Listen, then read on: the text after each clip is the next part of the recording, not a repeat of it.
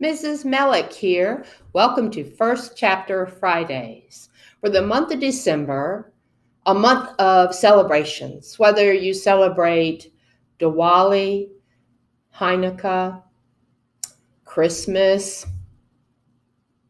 Kwanzaa. I'm sure I'm forgetting some celebrations that happen in December. Maybe you have a birthday in December.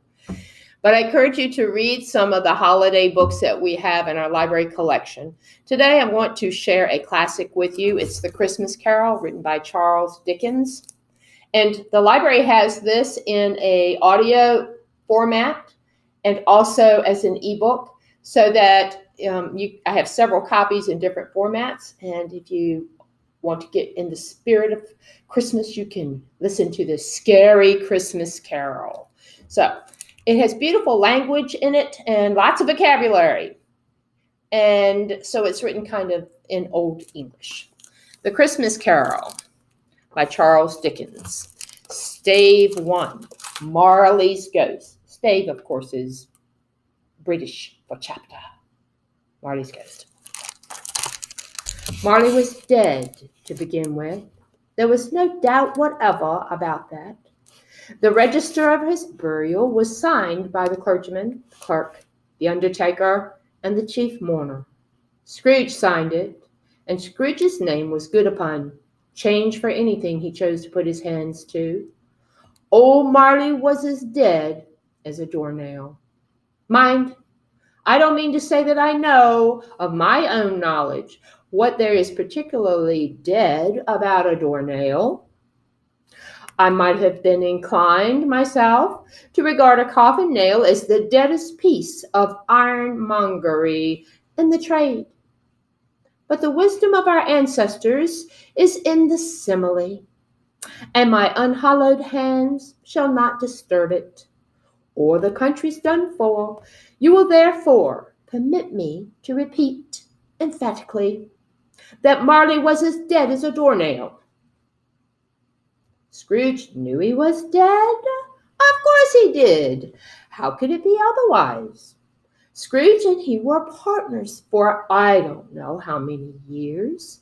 Scrooge was his sole executor, his sole administrator, his sole assign, his sole residuary legatee, his sole friend and sole mourner.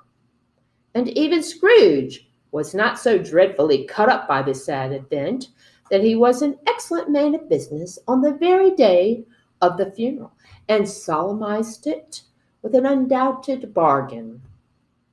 The mention of Marley's funeral brings me back to the point I started from. There is no doubt that Marley was dead. This must be distinctly understood, or nothing wonderful can come of this story I'm going to relate. Scrooge never painted out old Marley's name. There it stood years afterwards, above the warehouse door, Scrooge and Marley. The firm was known as Scrooge and Marley.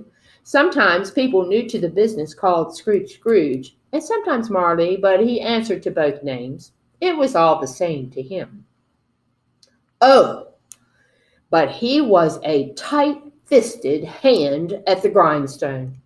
Scrooge, a squeezing, wrenching, grasping, scraping, clutching, covetous old sinner, hard and sharp as flint, from which no steel had ever struck out generous fire, secret, self-contained, and solitary as an oyster.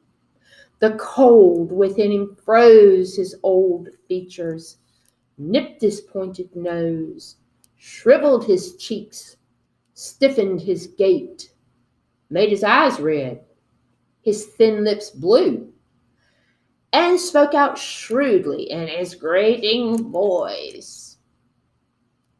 A frosty rime was on his head, on his eyebrows, and his wiry chin. He carried his own low temperature always about him.